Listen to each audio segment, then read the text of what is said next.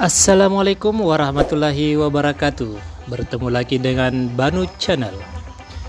Pada hari ini kita akan membahas tentang surat lamaran kerja. Pernahkah kalian melihat surat lamaran kerja? Atau pernahkah kalian membuat surat lamaran kerja? Nah, apabila belum, mari kita buat bersama-sama.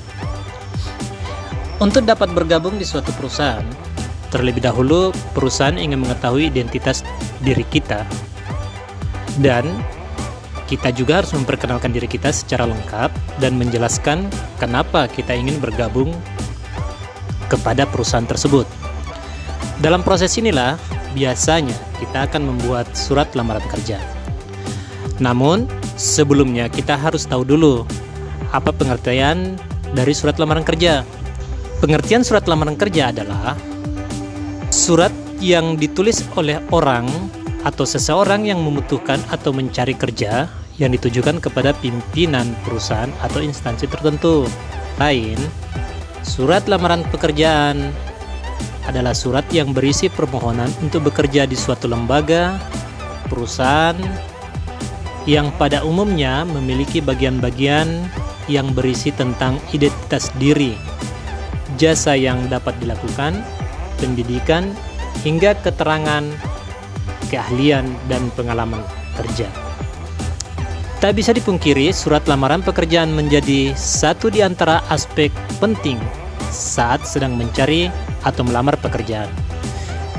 Itulah mengapa penting untuk mengetahui hal-hal terkait surat lamaran pekerjaan, seperti jenis surat lamaran pekerjaan, unsur dan langkah-langkah dalam menyusun surat lamaran kerja. Jenis surat lamaran pekerjaan dapat dibedakan menjadi dua, yaitu yang pertama, surat lamaran pekerjaan yang digabungkan dengan riwayat hidup. Dalam cara ini, riwayat hidup termasuk isi surat karena isinya berupa gabungan. Cara ini juga disebut dengan model gabungan. Kemudian, jenis yang kedua adalah surat lamaran yang dipisahkan dari riwayat hidup. Dalam cara ini, riwayat hidup merupakan lampiran dan cara ini disebut model terpisah. Nah, dari pemaparan tersebut kita dapat mengetahui bahwa jenis surat lamaran terbagi dua. Nah, setelah itu, bagaimana cara menulis surat lamaran kerja? Atau bagaimana sistematika penulisan surat lamaran kerja? Nah, dalam surat lamaran kerja terdapat unsur-unsur yang tidak boleh dihilangkan.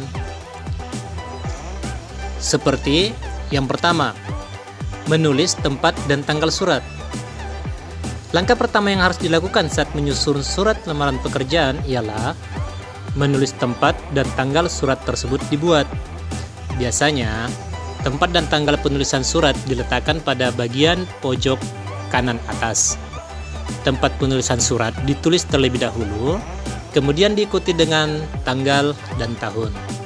Sebagai contoh, Gorontalo 11 Agustus 2021. Nah, langkah selanjutnya adalah menulis lampiran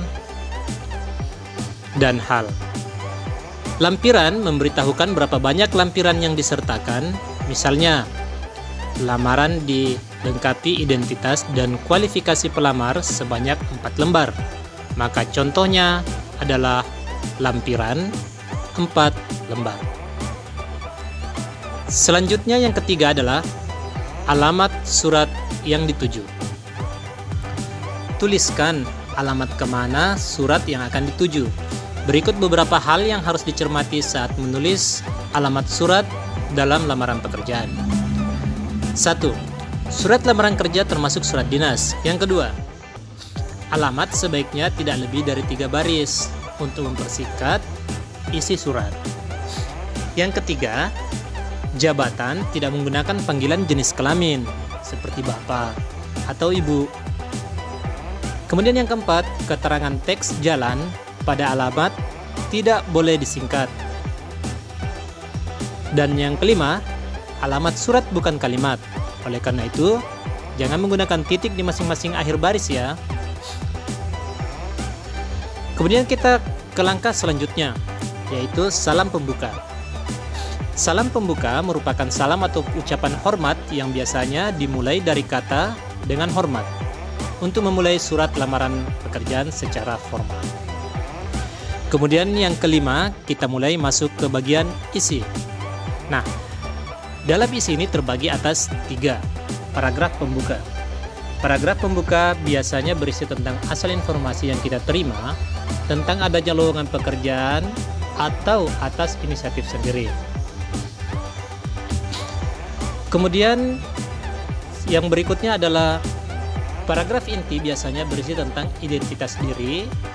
Dalam identitas diri berisi nama, tempat tanggal lahir, alamat, pendidikan terakhir, dan dapat ditambah hal lainnya sesuai keperluan. Di dalam inti ini biasanya dimasukkan juga maksud dan tujuan, yaitu berisi keterangan mengenai alasan pengirim atau pelamar untuk menulis surat. Selanjutnya adalah paragraf penutup. Nah, paragraf penutup ini biasanya berisi ucapan terima kasih dan harapan untuk dapat diterima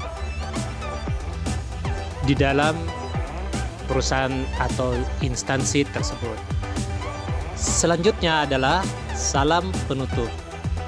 Kemudian dilanjutkan dengan tanda tangan yang biasanya diletakkan di sebelah kanan bagian bawah dari isi surat.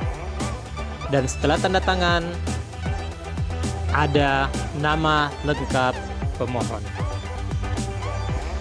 Dalam menulis surat, usahakan jaga agar tulisan bersih, mudah dibaca, sesuai kaidah ejaan, kemudian menggunakan kata pengantar yang jelas, singkat, padat, informatif, dan tepat sasaran.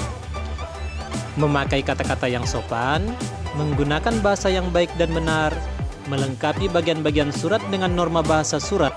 Secara umum, dapat dikatakan kaidah atau ciri kebahasaan surat lamaran pekerjaan adalah pilihlah kata sapaan yang bersifat formal, bahasa ragam baku, kata yang dipilih mengandung makna sebenarnya atau denotatif, yaitu bukan yang kiasan ya, menggunakan kalimat pernyataan umum, memakai kalimat pernyataan argumentasi, dan menggunakan pernyataan penegasan.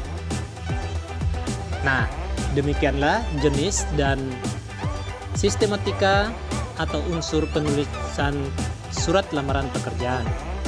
Semoga apa yang bisa disampaikan ini bisa kita jadikan sebagai bahan untuk membuat sebuah surat lamaran pekerjaan. Jangan lupa untuk subscribe dan tekan tombol lonceng agar Banu Channel dapat berkembang semakin besar. Wabillahi taufiq wal hidayah. Wassalamualaikum warahmatullahi wabarakatuh.